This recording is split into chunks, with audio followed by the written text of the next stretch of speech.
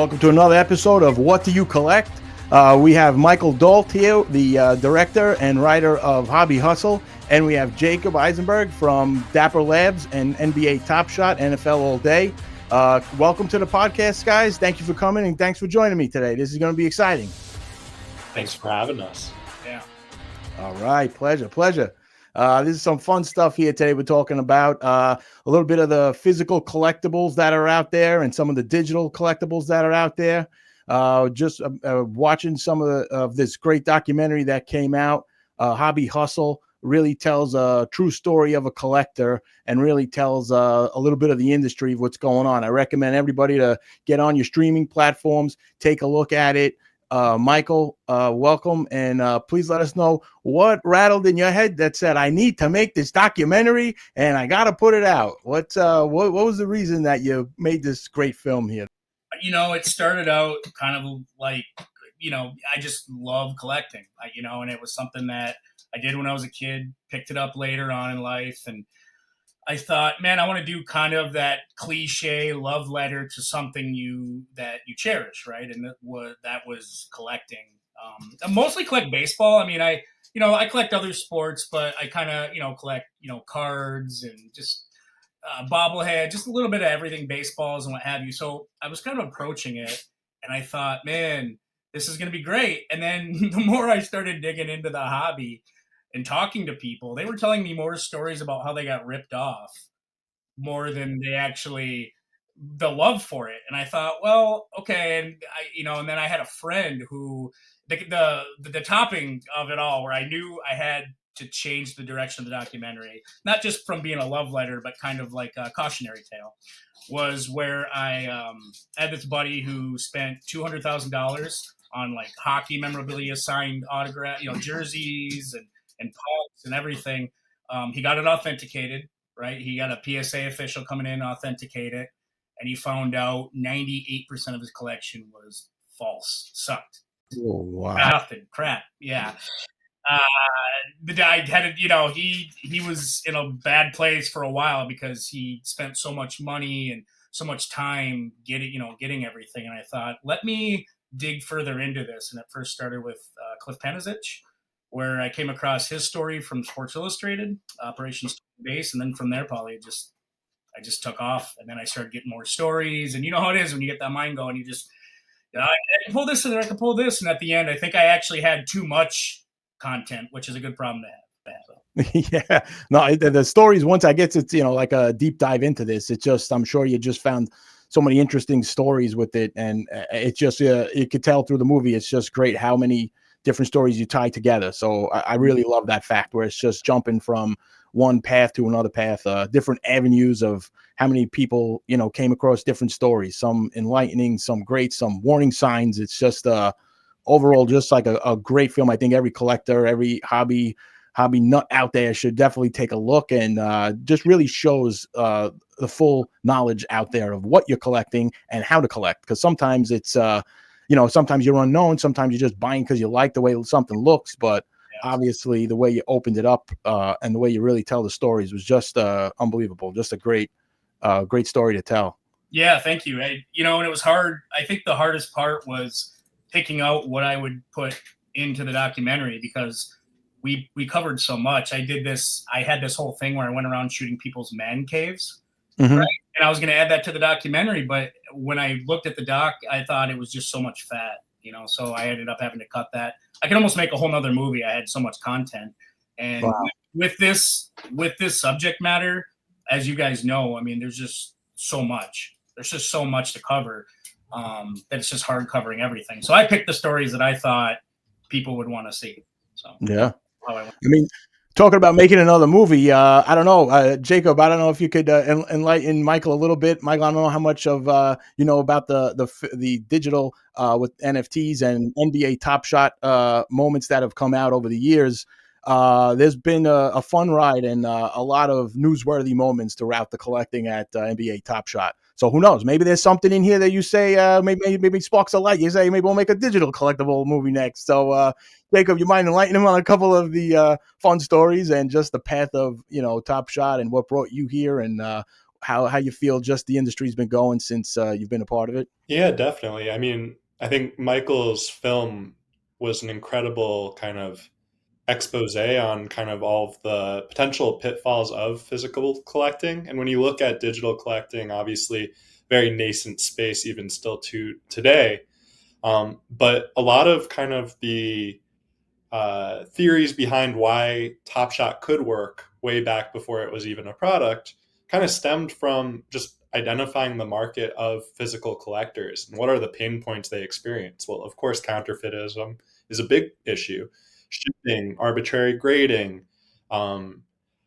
being left to the kind of mercy of a PSA grader that is rushing through because there's a 6-month backlog on the amount of inventory they need to grade, right? Like all of those things are not fun. And Michael, just before we were starting to record, you were talking about how the hobby is kind of become less of a love letter and more of a cautionary tale for some. I think that the hobby has been so kind of commoditized or professionalized in a way where that feeling of going to the hobby shop when you're a 7-year-old and ripping that pack, that's like so distant from what kids even today are experiencing with collecting. So I don't know, with Top Shot, I think you hit the nail on the head, Paulie. Obviously, Dapper Labs launched CryptoKitties in 2017. That was like the first digital collecting game on the blockchain, and it kind of crashed the Ethereum network. And obviously, kittens on the internet has always been a very popular thing since the age of the internet. But taking that concept and showing big IP partners like the NBA, hey, we can do this with kind of fictitious cats. What about LeBron James and the greatest moments from NBA history? What would that look like as a product? And kind of the rest is history. But yeah, as far as a documentary or a movie on Top Shot, I think that there's a lot more story to be had in the coming years, and very excited about the direction we're headed. So looking forward to kind of getting into some of those nuances and distinctions between us and physical cards, of course. But as a collector myself, I have a ton of gratitude to still get to be in this space and day to day get to be a part of carving out a new lane in this space. Because as I was showing you guys, I've got my Ken Griffey Jr. rookie card. I've got my crypto slab of LeBron James MGLE debut. So like it goes deep, right? I'm finally starting to play. Nice. I'm a big collector of physical. I'm a big collector of digital, and the idea of getting to work in this space and try to, bring a more or bring a modern approach to how people can collect, knowing all the pitfalls that are out there, is something I'm really excited about. That's awesome. That's why I think that the two of you on the show is just great. Just kind of showing the the traditional, the new, just the popularity over the years. Definitely over the last couple of years. As you're saying, the CryptoKitties boom. I remember working for news at the time, and that was a hot topic that came out, and it just kind of sparked. To me, it was the first that I learned about the NFT community and just exactly what they were and these kinds of collectibles, and bring me back to collecting physical. And as I collected some physical items through, all through my life, it was just something, seeing that this digital aspect was, something new, something different. Michael, I don't know if you know a little bit about or experienced through your storytelling and interviews and all your research, if you heard a little bit about the digital NFT world. Yeah, I know a little bit about it for sure. But most of the people that I talked to when it came to collecting, they did stuff like Topps Bunt, some of the digital aspects. I do Topps Bunt even, and then some of the stuff that Topps put out. But I know there was a site, I think it was called Collectible. I don't know if it's still going or not, where you could buy kind of like shares of memorabilia. And I talked to a lot of people, Joe Orlando and some of the guys behind that. And but as a worldly knowledge of it, yeah, I'm just kind of scratching the surface of what I'm trying to find out about it for sure. There's plenty of stories. I'm sure that if you dig a little into it, I'm sure you'll find some interesting stuff on it. Definitely some great stuff that comes along with collecting. Something that really turned me on to it is just the community aspect, where for years I collected physical. But it's like my local hobby shop was the only community I really knew, where it's like you go in, there's other people you maybe see there a couple of times, you share stories, you go to trade shows, it's fun to talk to some of the hobby sellers there. But something that I didn't experience that I did with the digital world is just like the fan communities that are driven from that, where it's like, I've went through NBATOPSHOT and like the great programs that they have. And I was able to go to games. I was able to go to events where it's watch parties, IRL, in real life events with the same crew that you're collecting with is now in the real world, where it's like, I just love that, because when you get there, you really find that, a lot of people are just true collectors and they have physical on top of the digital, and they've been like, it's just great to hear those stories. And I just love to see the two worlds coming together. It's just something that I think really just heightens collecting altogether. It's something for the future. It's I wonder where this is going to lead us, as the two become larger and larger over the years.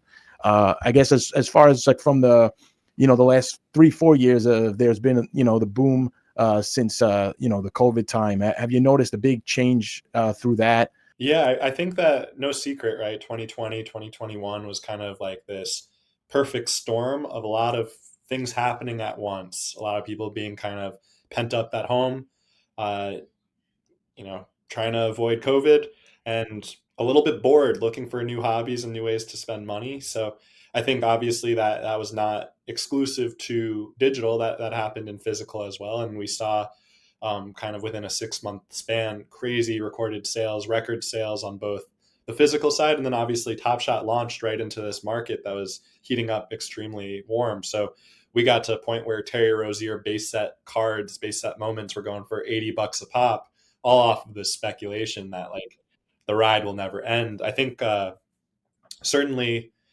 the big difference, I think now kind of having been in the space for 4 or 5 years, is that transparency that distinguishes Top Shot and digital in general as a real asset for collector confidence. It also kind of can work the other way, right? For two main reasons. I think in physical, prices and price trends are very much obfuscated. You really have to do your research to see what is the trajectory on a card. And the reports on those trajectories are seldom, right? They come out annually, and you have to really know what you're looking for. Whereas with Top Shot, it's kind of smack dab right in your face every single day if you're looking for it. And there are obviously a bunch of different sites just using lowest ask to be able to identify account valuations and all that good stuff. But certainly on the other side of it as well, um, when it comes to physical cards, there's the idea of the chase, or like the relentless pursuit of that grail that you're looking for, and we're talking about it a little bit earlier. Like going to a card show might be your only opportunity for the year to be able to find that moment or find that card. Whereas with Top Shot, you'll always have a way to monitor like the price trajectory on it. So those things have been really interesting kind of takeaways. I certainly think like if you look at the spectrum of the space in the last 4 or 5 years, Top Shot and physical have really kind of moved in parallel, right? When it's gotten hot, they've gotten hot together. When it's gotten cold, it's gotten cold together. And on a more micro basis, you certainly see select players going up and down over that 4 or 5 year stretch. Zion Williamson, a very good example of someone whose market couldn't have been hotter in 2021. And at this point, while he kind of figures out what level of star he is in the NBA, demand has been a little bit more contained because there's always the fear he might injure himself, unfortunately. So all of those things have been super interesting. I did notice just last week, PSA was promoting a new kind of promotion of like, give us the minimum grade you would deem acceptable for your card, and if your card doesn't meet that grade, we'll send it back to you raw. Which just seems like really playing up this entire market of ambiguity and nebulousness, right? Like they are profiting off of the presumption that a user or a collector that doesn't get the grade they want is going to then flip that card to some unsuspecting collector that thinks that it's raw and hasn't been graded already. And that feels a little pernicious. So obviously in this space, I think physical has a lot of those downsides of bad actors that are trying to kind of level up on the competition through tactics that are unsavory at times. Whereas with with digital, that's just frankly impossible to do, right? What you see is what you get always. Right. I mean, that's true. I mean, as I saw from the documentary, Michael, is just the a fact that as it was shown in the movie, just that, you know, that there's people that send in the same card to PSA, or they could send it to somewhere for grading, and they could get different grades on the same exact card. You mind just telling a few stories of just kind of what you came across with that, with the grading, and just, you know, eyewitness firsthand from some of the collectors what they were saying about that? It's been kind of, you know, it's something I didn't even know was a problem until, because I've sent stuff to PSA before. You get your grade, and that's just what it is. But then when you talk to people who are a little more established in the collecting industry, who, you know, they've sent various cards out. Some of them, you know, they collect to make, you know, they collect as a hobby, or they collect because it's their living, and they would send cards out, and sometimes it's the same exact card and get different grades. And that's something I dug pretty deep into, and I tried to go as far as I can, because the top grader obviously is PSA. So I tried hard to get in there, and at first they were playing nice, and because I wanted everything. I wanted not only the history of the company, all the good stuff, but I wanted to show some of the bad stuff of the industry, which they didn't like. And at the time, Joe Orlando was the CEO there, and you know, I mean, once he knew that there would be negative light on some of the things I was talking about, they stopped talking to me altogether. Yeah, they just didn't want because I did raise the questions that, you know, how come there are certain cards that are just they're the exact same card, but one's graded different than the other. You know what I mean? And it's not just those stories. I mean, you hear stuff all the time. I mean, and if you look, and I say it in the documentary, where they do the eye test, and I understand the eye test is huge. I understand that, but there has to be a little bit more that kind of goes behind it, and we don't know. That's another thing too. When PSA is grading your card, you don't know the person grading your card. I mean, they don't. You don't know their credentials. You don't know very much anything. And I kind of wanted them to explain more of that, and they didn't. You know, like I said, anything bad, they just didn't want any bad press on it, so they didn't want to cooperate anymore, which is fine. I know that there was this one guy, these two guys that another story that I partly shot, and then it kind of fell through because the PSA wasn't really helping us, and then these guys weren't telling their whole story either. But it's the Cobb Edwards fine. Have you ever heard about it? The T206, the Honus Wagner. They bought one at a garage sale from this older couple that had no idea what the value of any of these old cards they found in their house were. They got this T206 for like $500. They're thinking, oh, it's Honus Wagner, must be huge. They paid him $500. Well, this was one of the T206s that that they felt should be considered with the rest, right? With the rest of the big T206s, but PSA wouldn't even consider it. They wouldn't even consider it right away. They told that they're like, oh, these are just two guys that are they're just trying to pull one over on the industry without actually even looking at the card. So, but the Ray Edwards, the guy who owns the card, he's not helping himself either, because he doesn't want people to grade it unless he's in the room with them. So it's like both parties are just not seeing eye to eye. But anyways, that kind of opened the doors a little bit with my thinking of, well, why won't they just grade this card? Let's do paper grade tests. Let's do, anything we can. But it seemed they were so shut off. They were like, nope, we already got our market for T206. We don't want anything in there, because it ruins their price points. It ruins the value, right, for the ones that are already established. So they kind of just shut down everything, which is interesting. So I wanted to dive deeper into it, man, but unfortunately I couldn't. But yeah. Yeah, it's interesting though, because I mean, it's kind of, price control, and it's kind of something that, I mean, I was always under the understanding that was like, if you go to a card show and they're there to grade them, they would grade them there live. But it turns out if they just take them and ship them off. So I'm like, well, this doesn't really do anything. Why am I coming to the show? It's like, I would love to just be there with the card, because it's something that if that's, your true collectible of what, you really value, you don't want to let it go. You know what I mean? So it's kind of something how the value is just driven by these grades. Yes. But you know, it's kind of like the sport itself, like how people complain about, you know, the refs or the umpires, where it's saying it's like, oh well, it's all based on their judgment, and it's kind of the same thing with the grading. I mean, it kind of relates to why you want, you know, better you know, refereeing, you want better calls, you want digital, you know, you want the robot umpires. I mean, people want a better system. So, but there is a higher power to the umps and the refs. I mean, they have the league that they have to talk to. I mean, those are the people they answer to. With PSA, they answer to nobody. They set the market. So I say, and which, you know, which I said in the documentary, there is nobody to govern those people, and I feel like there should be. But I just threw out the question, like, you know, should there be someone to govern them, and if so, what would be the higher power there, right? That's a hard one that not a lot of people can come up with. You know, it's really hard to say like who's the person then would be at charge for, you know, would be held responsible for that.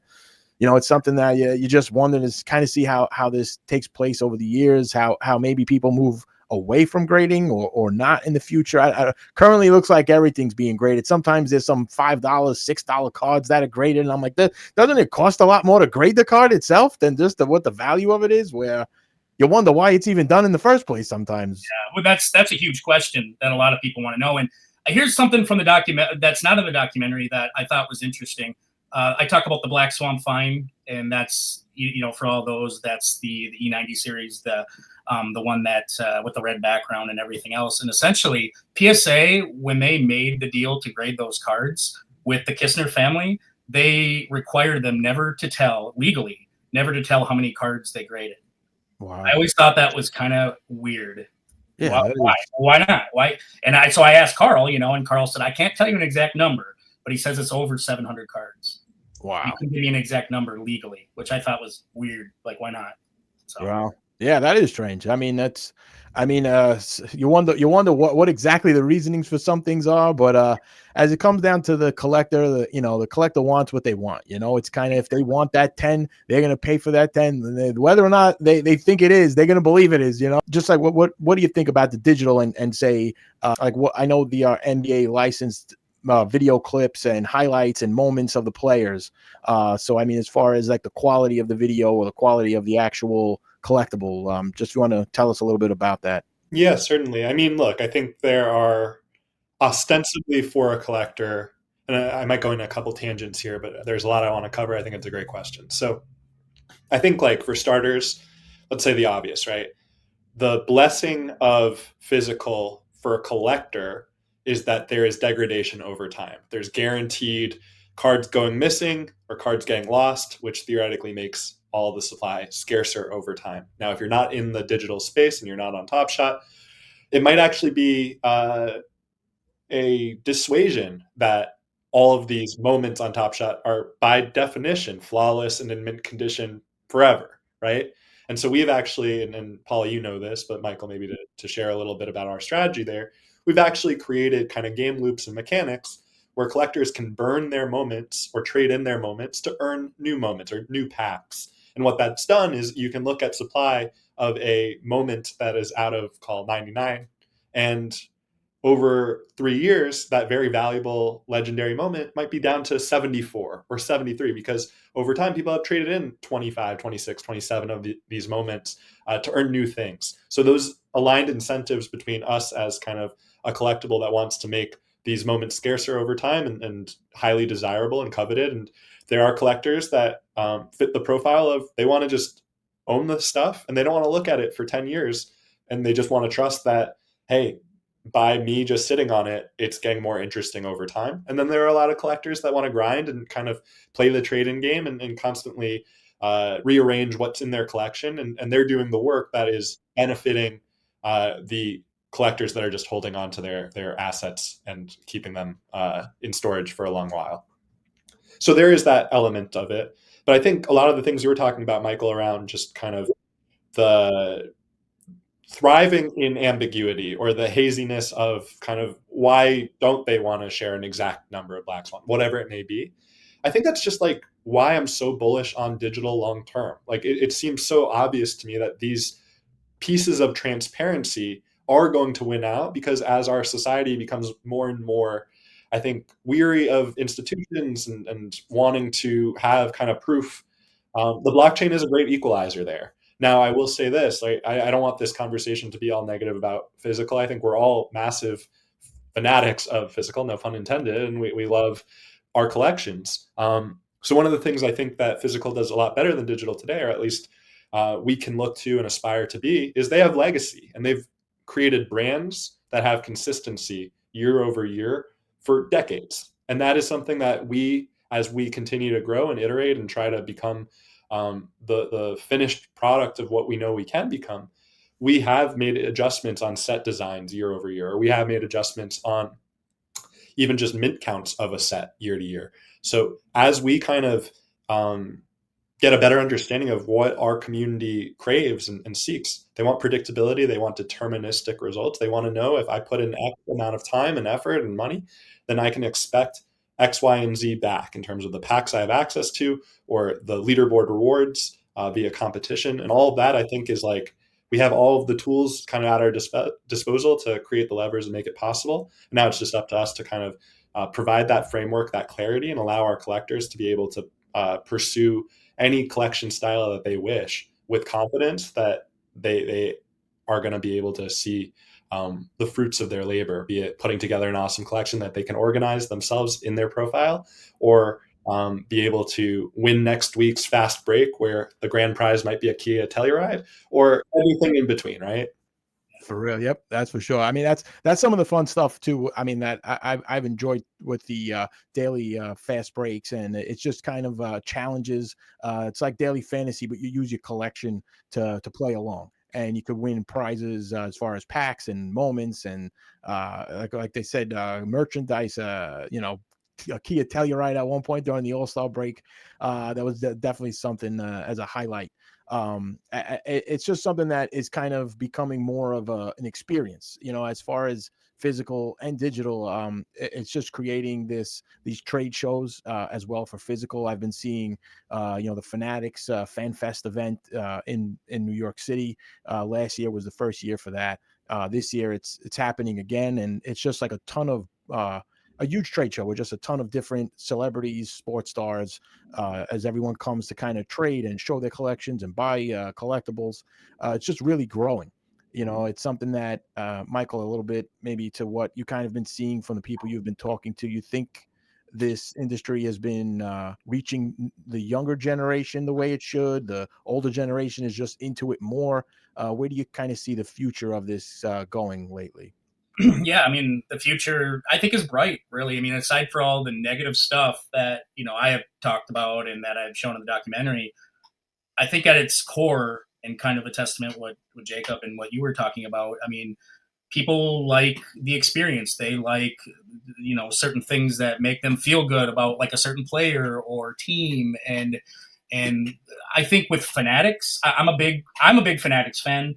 I think with them at first when they bought up Tops and everything, I thought, oh man, this isn't good. But kind of talking to a lot of the higher ups there and seeing what they have in store for the future, I think is going to be huge. And I think for them, it starts with kids, right? I mean, at its core, it starts with kids, and it spreads out obviously to us adults and who maybe take it beyond that sometimes. But I think at its core, it's always going to be for the kids. It's going to be started by kids collecting. And and I think that's the love of it. But I also think too, they need to know the other side of the collecting too. But like I say in the documentary, there's things like vaults. I think you're going to be seeing a lot more of them in the future as well. Digital is obviously huge. I think that's something I don't like. I know Jacob said he was bullish to talk about the future of it lasting, or I think that's what you were saying, of it, how far beyond it goes. But I think it all comes to the experience of it. I know, like me, I do Tops Bunt. I'm a huge Tops Bunt guy, and the experience alone is good. Is the reason why I join it, and I got my nephew into it, right? And then my friend's son is into it now, and it's because you can play games with your collection. You can do so much more, and I think with digital, you can do a little bit more than you can with the physical aspects of the card, because the physical aspects of the card are like artifacts. Don't touch it. Don't put your damn mitts on it. Just look at it. It gives it the thumbs up, right? But then, with digital, you can do a little bit more with it. You can see it at will. I think that's the thing with digital. You can see it at will whenever you want. So I think, yeah, to answer your question in the kind of a long form, yeah, I think it's always just going to keep growing and evolving, this industry for sure. Yeah, no, I mean, definitely. I think the way it's going, it's we actually had Josh Trout, who's a Topps artist, on a previous episode, and when he was mentioning too with Fanatics taking over Topps, he was really impressed by it, and he liked the fact that they really consult with the artists and ask their opinion on things. So it's nice kind of seeing the future laid out for physical and for digital, and to kind of say the right pieces are kind of forming. I think from what I've been seeing in the industry, just to say that if you make artists happy, you make collectors happy, you know, and you're making the company happy, and you know, you keep just that good feeling, that good vibe going with that. So it's also we also talked to Daniel Talato over at Dapper Labs. He was telling us a little bit about the aspects of creating, and for the digital art, it's really a process. Jacob, I'm sure if you're on your end, you know, what Daniel was explaining, just like the timelines and how many sets and how many designers that you guys have working to just keep that fresh feeling, because you know the design of the cards really speak to what the collectors want. You know, something comes out and it just hits the right, you know, feeling. What is kind of what you see as like your favorite set, or a set that really for Dapper is something that went well with collectors and for the company as well?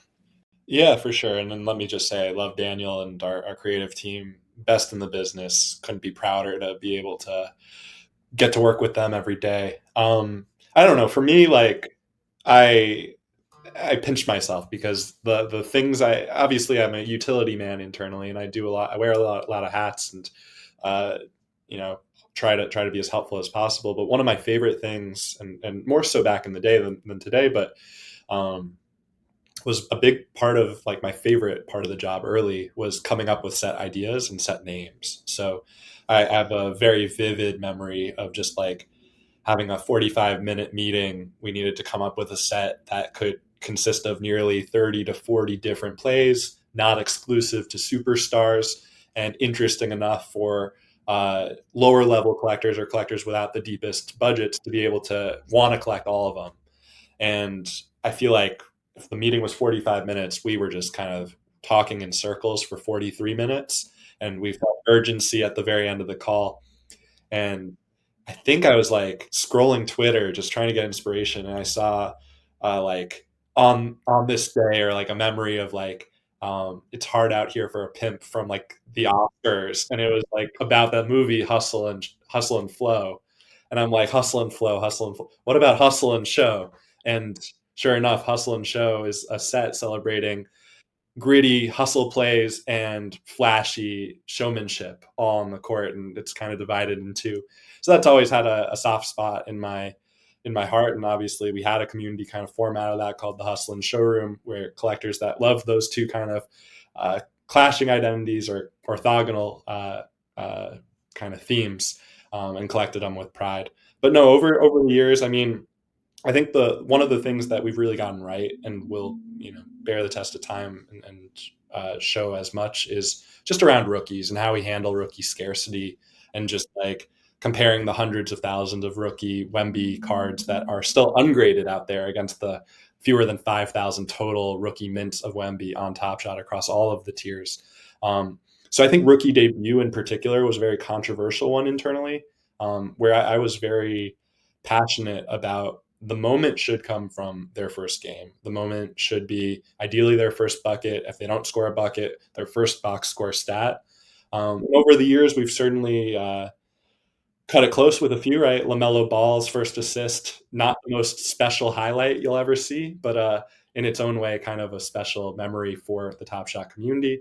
And certainly there have been some other weird edge cases. Quentin Grimes stands out as a guy that got 40 seconds of garbage time in his NBA debut, didn't record a box score stat. So he actually didn't make it into the rookie debut set that year for the rules we set out.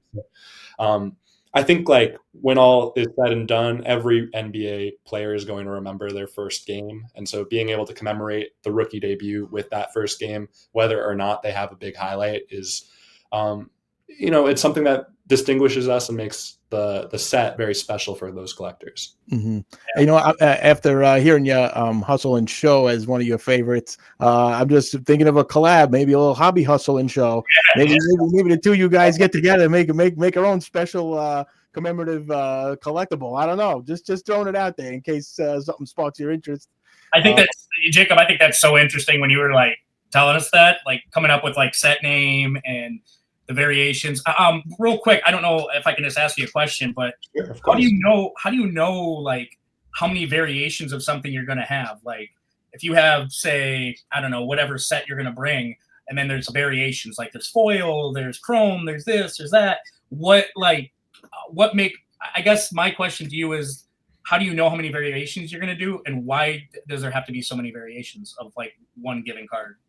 Sure, yeah. So I think for Top Shot, one thing we've been really testing this playoffs is kind of this quasi-parallel system in which Tyrese Halliburton or Jalen Brunson, for example, round one, they have series clinching game winners. Something that doesn't happen in most playoff series, but buzzer beaters that really just kind of will stand out on their short list of career highlights when all is said and done. And so those moments on Top Shot are actually available in the common tier, the rare tier, the legendary tier, and the ultimate tier. So 4 different tiers. The ultimates are limited to only 10 in existence. The legendary is limited to 75, rare to 299, and common to 2025. And what's unique about them and quite different from, say, a different color trim or border on a physical card of a parallel is that the highlight footage is actually different across the tiers. So Jalen Brunson, for example, his ultimate and his legendary feature the greatest plays from that game, not just the game winner. The common and the rare have the game winner with slightly different levels of treatment and attention to detail. But if you want kind of the entire memory of Jalen Brunson's takeover of the fourth quarter in game, I believe 5 against the Pistons, it's going to be that. And yeah, so maybe that doesn't answer your question directly, but I think going into the season, we have a fairly good baseline of the number of common sets we're going to want to put out, the number of rare sets we're going to want to put out, number of legendary sets. And oftentimes that is based off of last year and what we've seen collectors really gravitate toward in their collection style. So we have a few flagship sets like Hollow Icon and Metallic Gold Limited Edition. And those are sets that feature the best of the best players in the NBA, whereas Rookie Debut or Rookie Revelation feature the best rookies from the class. With the we were talking about the Rookie Debut, also, I mean, correlates well to the physical. We have the MLB debut patches. I know the Paul Skeens recently, took a record on how much that sold for. A little bit about that, Michael. Oh, I love them.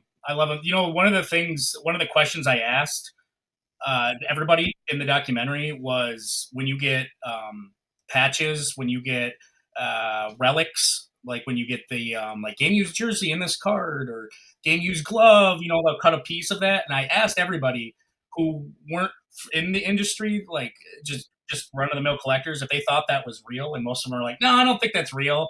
Like, I'm not getting the real patch. I'm not getting the real whatever.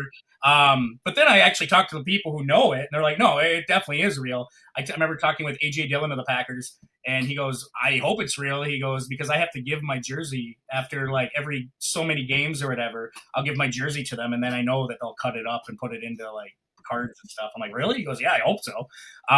That's what they tell me. So I'm like, okay, I'll go with what you said. So I didn't add any of that to the documentary because I was like, it's like he debunked it already. But do I like it? Yeah, I love patches.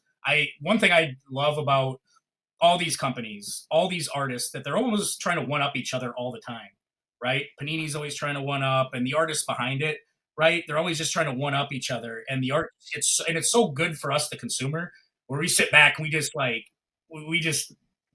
had the fruits of their labors we get to benefit from by having those cards and those special things. And that's one thing I've seen over the years, is just the art behind some of these cards that are just amazing, right? I mean, they're always trying to outdo the last thing they did. And to me, I'm just fascinated with it. I really am. Yeah.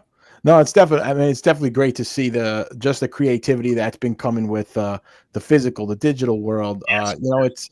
it's something that I like to say. It's like, back in the day, I mean, you had your Rolex watches. I mean, setting the trend as this is the watch to get. Where it's like, I feel like today, most of the people under 35, their thing is to get, an Apple Watch. You know what I mean? It's like the digital in a way has a mass appeal where it's like some collectors still want the Rolex. You know what I mean? It's just interesting just to see kind of both worlds coming together. It's like the physical and digital of both things are kind of interesting to see where we're going with that. But definitely a lot of interest too. I mean, Jacob, as far as, do you see similarities? Just kind of, I know you're a lot in the community and talking to the collectors as far as what they think the future is for both.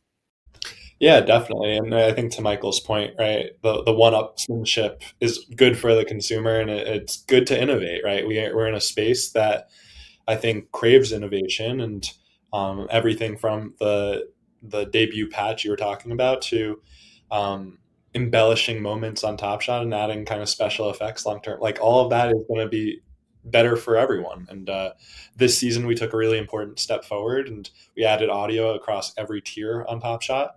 Whereas last season those were reserved for just the legendaries. And if you want to feel and relive a moment, let me just say, like, the ambient noise in the arena, the sneakers squeaking, the chants of defense in the crowd, all of that makes that moment that much richer.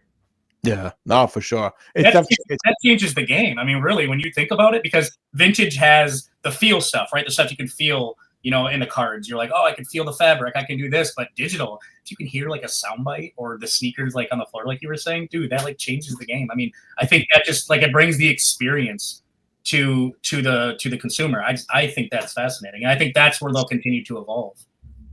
Well, after we finish this up here, I just want to ask you, Michael, your favorite team and your favorite player, NBA, NFL. Maybe I could send you a pack, get you some moments. Maybe take a look at the digital stuff. We could revisit it, see what you think, maybe, and get you set up with a little bit. What are some of your favorites currently in both of the leagues, the NFL and your NBA? Well, I'm a big Detroit guy. I mean, I love all Detroit teams. Of course, the Tigers, Lions, Red Wings, Pistons. I love all sports, but I think my favorite player in baseball is Mookie Betts. Like, nice. I love Mookie Betts. I just think, because I was a big Willie Mays fan. My dad grew up on Willie Mays. My grandpa would always talk about him. And I always was like, man, I never get to see Willie Mays play. But I thought, well, Mookie, to me, is like the closest thing, right? Because I watched a lot of his games live. And so I'm a big Mookie Betts collector. I like Nolan Arenado. I've been into him the last 5 years. In basketball, I mean, anything Detroit Pistons. We were a crap franchise. Suddenly we come up from the ashes. We're better now. Let's go. Yeah, Cade's the real deal. Yeah, Cade's good. Man, I didn't like him in the postseason. I think he needed to wake up a little bit. But man, the Knicks taught him something. I think he's going to come back stronger from it. But yeah, hockey, big hockey guy. I think in hockey, I kind of want to start collecting hockey cards. I haven't done it yet, but I've been looking more into it. And the art behind some of the cards I see all the time is just, I mean, it competes. It goes pretty hard. And then football, of course, the Lions. I mean, I love everything Lions. Grew up on Barry Sanders. And Then I'll collect mostly anything. But baseball is my go-to. I think I'll collect anything in baseball, mostly cards. I won't get too many autographs unless I see somebody sign it in front of me. That's just ever since I made the documentary, I was kind of scarred from it, where I was like, wow, I don't know how much of my stuff's real. Signed. So that stuff I'll have to get that in front of me. But but I like vintage too. Vintage is a big one that I like collecting as well. Yeah. Awesome. All right. Well, I'll get you set up. I'll get you started. You take a look. You see a little bit of the community, what it's like, and see the collectibles firsthand. But I want to thank you guys. Really appreciate you making the time doing this and just enlightening us on the physical, digital collectibles out there. Hobby hustle, guys. Check out all your streaming platforms. It's a great documentary for any collector, for anyone interested in sports collectibles. A ton of great stories in there. Michael does a fantastic job. Just one of the best collecting documentaries and films out there that I've seen. So definitely looking forward to help promoting and keeping that going. And Jacob, thank you so much with Dapper Labs, NBA Top Shot, NFL All Day. Appreciate you guys making the time to come here and help us and tell us about all these stories and the fun of collecting. Thank you. Thanks, Paulie. Thanks so much for having us. This was a lot of fun. Thanks, Absolutely. Appreciate it, guys. Thank you. So thanks for tuning in to What Do You Collect? We'll keep coming out with these stories, and just keep supporting us, liking and subscribing. Thank you, guys.